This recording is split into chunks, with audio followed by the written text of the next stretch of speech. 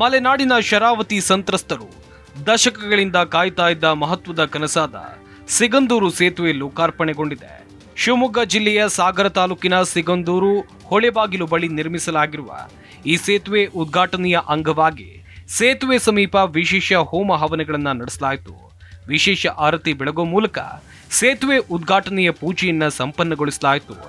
7 ದಶಕದ ಸಂತ್ರಸ್ತರ ಹೋರಾಟ ಕೊನೆಗೂ ಸೇತುವೆ ಲೋಕಾರ್ಪಣೆಗೊಳ್ಳುವ ಮೂಲಕ ಸಂಪನ್ನಗೊಂಡಿದೆ.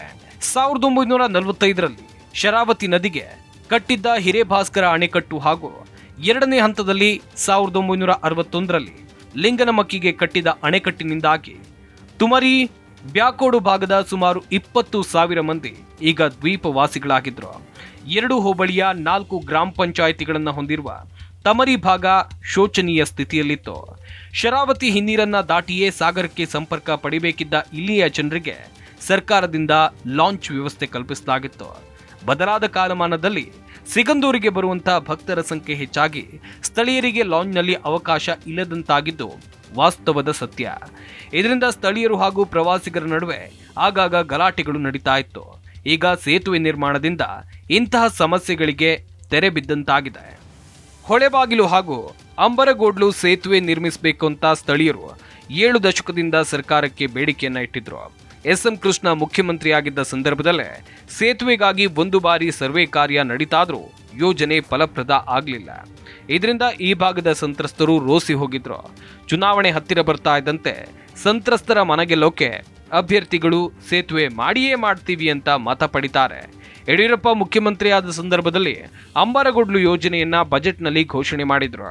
ಅದಕ್ಕಾಗಿ 160 ಕೋಟಿ ಹಣವನ್ನ ಮೀಸಲಿಟ್ಟರು. ಸಚಿವ ಸಂಪುಟ 40 ಕೋಟಿ ರೂಪಾಯಿ ಮಂಜೂರಿಗೆ ಅನುಮೋದನೆಯನ್ನು ನೀಡಿತ್ತು. ನಂತರ ಕೇಂದ್ರ ಸಾರಿಗೆ ಸಚಿವರಾಗಿದ್ದ ನಿತಿನ್ ಗಡ್ಕರಿ ಸೇತುವೆ ನಿರ್ಮಾಣಕ್ಕಾಗಿಯೇ ಕೊಲ್ಲೂರು ತಮರಿವರೆಗಿನ ರಸ್ತೆಯನ್ನ ರಾಷ್ಟ್ರೀಯ ಹೆದ್ದಾರಿಯನ್ನಾಗಿ ಘೋಷಿಸಿ ಶಂಕುಸ್ಥಾಪನೆ ನೆರವೇರಿಸಿದ್ರು. 3 ಬಾರಿ ಒಂದು ಸೇತುವೆ ಶಂಕುಸ್ಥಾಪನೆಗೊಂಡಿದ್ದು ಇದೇ ಮೊದಲು.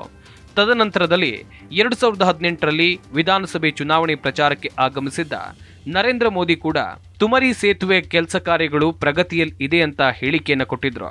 1956ರಿಂದ ಇಲ್ಲಿವರೆಗೆ ಶರಾವತಿ ಮುಳುಗಡೆ ಸಂತ್ರಸ್ತರಿಗೆ ತೂಗು ಸೇತುವೆಯಾಗಿದ್ದ ಲಾಂಚ್ಗಳು ಸ್ಥಗಿತಗೊಂಡಿವೆ.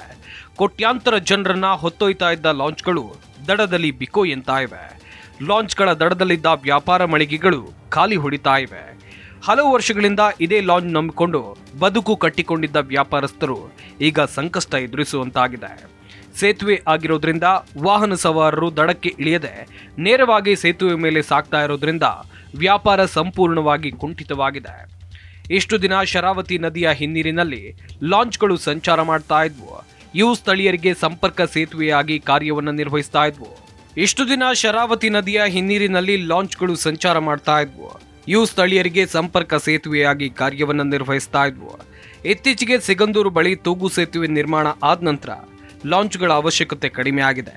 ಆದರೆ ಪ್ರವಾಸೋದ್ಯಮಕ್ಕಾಗಿ ಲಾಂಚ್ಗಳನ್ನು ಬಳಸಿಕೊಳ್ಳುವ ಯೋಜನೆಯೂ ಇದೆ ಅಂತ ತಿಳಿದು ಬಂದಿದೆ.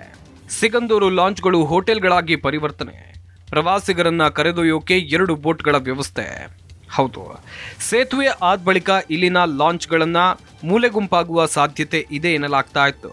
ಆದರೆ ಹೀಗೆ ಆಗೋಕೆ ಬಿಟ್ರೆ ಇದನ್ನೇ ನಂಬಿದ್ದವರ ಬದುಕು ಬೇದಿಗೆ ಬರುತ್ತೆ. ಆದರೆ ನಾವು ಆ ಲಾಂಚ್ಗಳನ್ನು ಹೋಟೆಲ್ ಆಗಿ ಪರಿವರ್ತಿಸುವ ಕುರಿತು ಯೋಜನೆ ರೂಪಿಸಿದ್ದೇವೆ ಅಂತ ಶಾಸಕ ಗೋಪಾಲಕೃಷ್ಣ ಹೇಳಿದ್ದಾರೆ.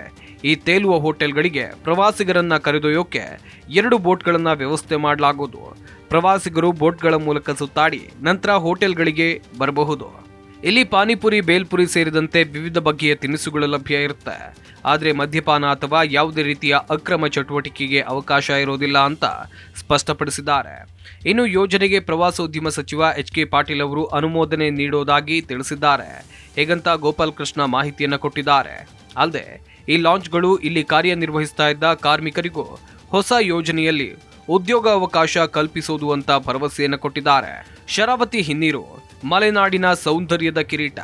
ಆದರೆ ಇದೇ ಹಿನ್ನೀರು ಅಂಬಾರಗೋಡ್ಲು ಮತ್ತು ಕಸವಳ್ಳಿ ಭಾಗದ ಜನರಿಗೆ ದಶಕಗಳಿಂದ ಒಂದು ಶಾಪವೂ ಆಗಿತ್ತು.